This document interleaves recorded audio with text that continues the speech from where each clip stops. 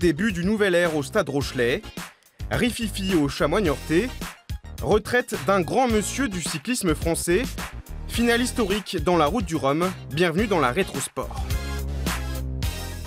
Une victoire au goût amer. Les jaunes et noirs s'imposent 31-7 face au Stade français en clôture de top 14 la saison passée. Un succès insuffisant pour atteindre les phases finales. Quelques jours plus tard, Patrice Colazo annonce à la surprise générale son départ de La Rochelle. L'entraîneur, grand artisan du retour du Stade Rochelais au plus haut niveau, se retire après 7 ans passés au club.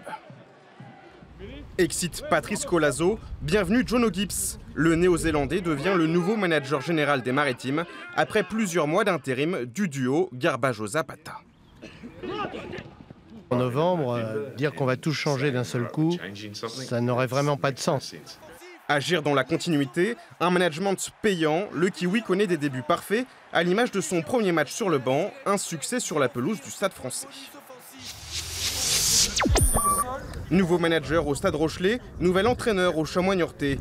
Patrice Lerre débarque dans les Deux-Sèvres en mai dernier avec un CV long comme le bras. À son palmarès, la prestigieuse Ligue des Champions et plusieurs titres de champion de France avec les féminines de Lyon et du PSG.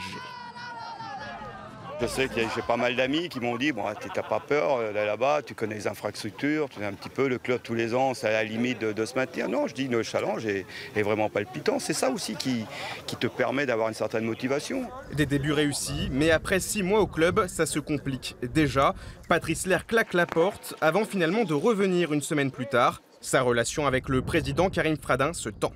On prend acte de son absence. Il n'y a plus d'entraîneur auprès de l'équipe depuis hier matin. Voilà. Pas de recherche de nouvel entraîneur pour le remplacer hein. Non, pour l'instant, il est en tout cas contractuellement toujours lié au club, mais il n'est plus là, physiquement. Sur le plan sportif, tout va pourtant pour le mieux. Niort est 5e de Ligue 2, avec en prime une qualification pour les 32e de finale de Coupe de France. Dernier tour de roue d'un des plus grands cyclistes français de sa génération. Sylvain Chavanel tire sa révérence à 39 ans après 18 grandes boucles et 60 000 km parcourus, un record. C'est mes derniers tours de roue sur les Champs-Élysées, après tant de kilomètres parcourus sur le Tour de France, donc forcément chargé en émotions. Et voilà, il y a une fin à tout, c'est la fin de mon histoire avec le Tour de France, et il faut savoir tourner la page. Porteur pendant 2 jours du maillot jaune, vainqueur de 3 étapes sur le Tour, multiple champion de France, le natif de Châtellerault se retire officiellement du peloton professionnel lors du Chrono des Nations aux Herbiers le 14 octobre dernier. Un homme a dominé de la tête et des épaules le Tour du Poitou-Charentes cet été. 5 étapes, 5 victoires, grand chelem pour Arnaud Desmar qui peut endosser fièrement le maillot blanc de vainqueur. C'est le chrono d'hier qui me permet d'avoir cette victoire au général, donc ouais, c'est exceptionnel. C'était vraiment super sympa, tout le monde a impressionné, mes proches et tout, donc c'est cool. Ouais. Le sprinter de la FDJ succède à Mats Pedersen au palmarès du Tour du Poitou-Charentes.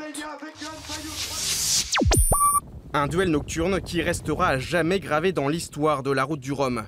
Le grand favori François Gabard mène l'épreuve depuis son départ quand il voit Francis Joyon le dépasser dans les tout derniers milles à l'approche de Pointe-à-Pitre. Ce qu'a fait Francis, c'était super et que j'ai vécu des émotions à tout niveau jusqu'au bout et encore là même jusqu'à maintenant qui sont probablement aussi fortes que si j'avais gagné. Donc ouais, c'est une belle, très très belle seconde place et je suis super content.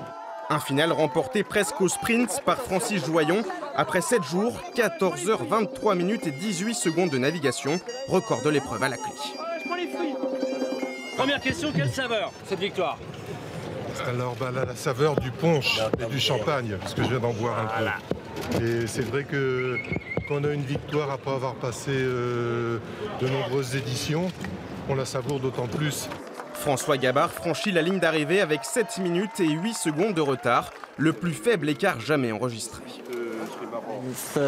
C'est ce qu'on appelle un retour gagnant. Charline Picon remporte la Medal Race à Aarhus, au Danemark, et devient vice-championne du monde de planche à voile, 1 an tout juste après avoir donné naissance à une petite loupe. Beaucoup d'émotions à l'arrivée parce qu'il y a 1 an tout pile, je donnais naissance à ma fille, mais j'ai aussi perdu ma meilleure amie dans un accident de kitesurf. Donc voilà, on est à quelques jours près de ce terrible anniversaire. Donc voilà, quelques larmes d'émotion, mais j'apprécie vraiment cette performance. Antoine Albo from France. Il est plus que jamais le sportif français le plus titré de l'histoire. Antoine Albo remporte à 46 ans sa 25e couronne de champion du monde à Sylt en Allemagne.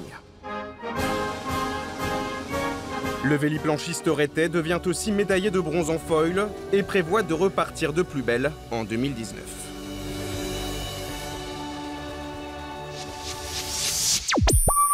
« 5,95 m pour aller décrocher le bronze dans un concours très relevé.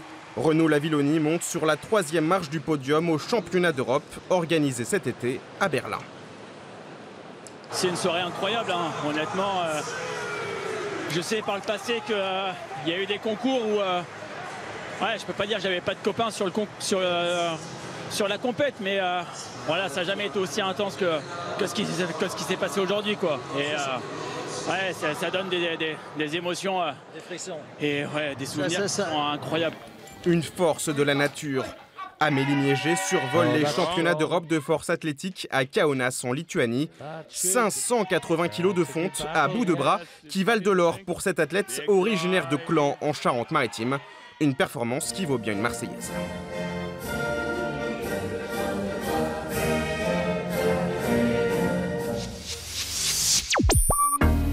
« 2018, pas vraiment le rêve américain pour Simon Pagenaud.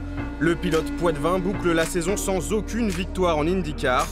Il termine malgré tout 6e au classement général, juste devant son compatriote Sébastien Bourdet.